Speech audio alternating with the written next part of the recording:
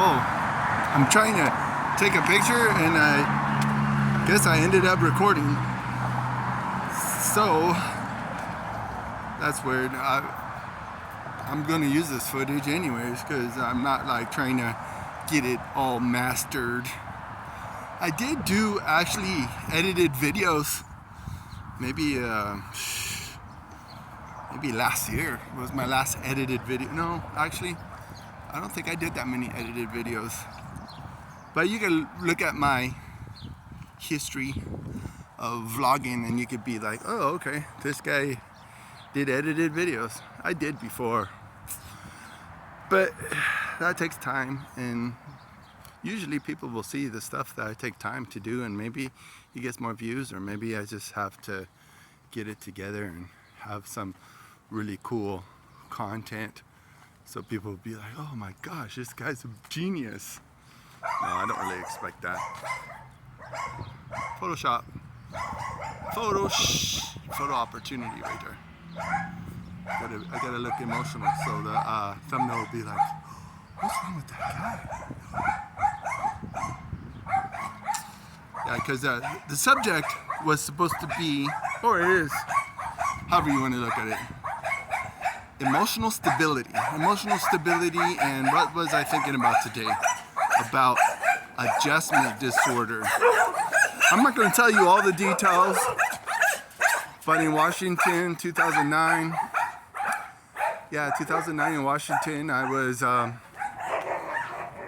maybe not up to no good, or just involved, or a bad, what do they call it? I was in a bad place. There you go. I was in a bad place in 2009. I won't tell you all the details, but I had a incident with my girlfriend at the time, and then she called the police, and the police took me and all this stuff, and I think it even happened before, but anyways, they call it adjustment disorder. Adjustment disorder. I guess you have to write down something in the medical records, and you put down, oh, this guy has adjustment disorder.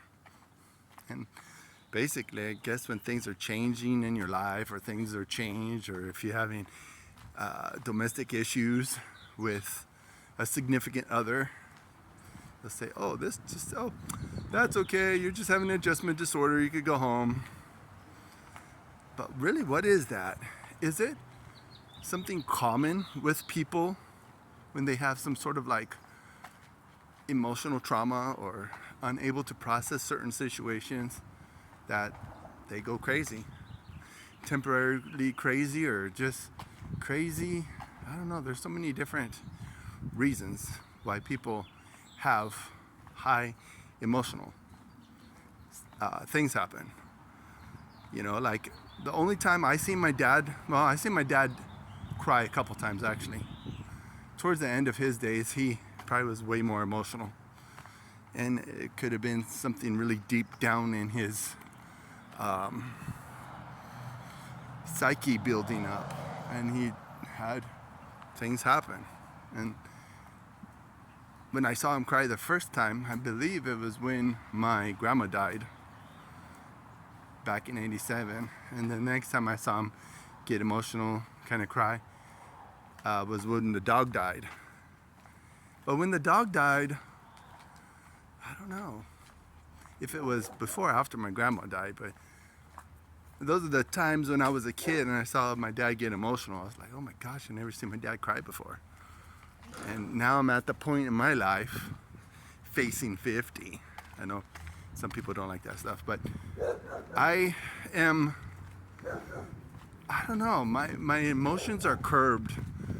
I've done a lot of crying back in the day for stupid reasons, like when the weather was overcast and raining, you get a little bit emotional. Yeah, it was so weird. There's so many different times that I had high emotional states, but at this point in my life, I think I curbed most of my emotional state, and I know that it's very important, especially for men, to really have control and grasp over their emotions.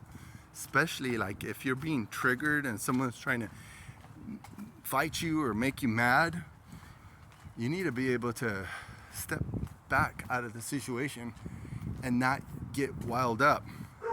Especially some females. Females want to trigger you and make you try to hit them, or they're going to try to hit you, and they're just trying to get you to react. But you can't react.